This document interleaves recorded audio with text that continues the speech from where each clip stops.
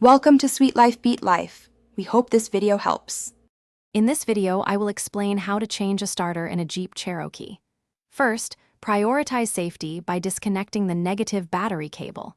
Next, gather your tools, including a ratchet, various wrenches, and a jack.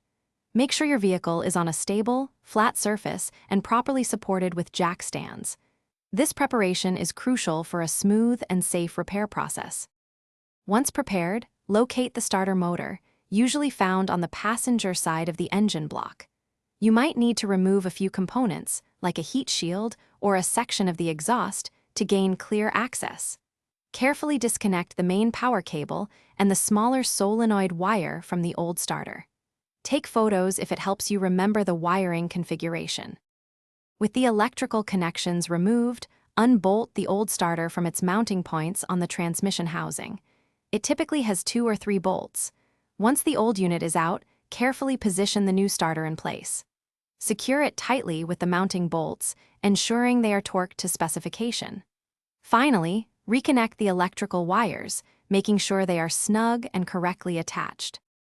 After installing the new starter and reconnecting all wires, reattach the negative battery terminal. Now, it's time to test your work. Attempt to start the engine, listening for a strong crank and no unusual sounds. If everything works correctly, you've successfully replaced your starter.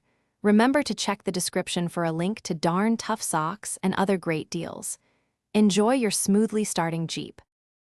Thanks for watching. Consider subscribing if we helped you.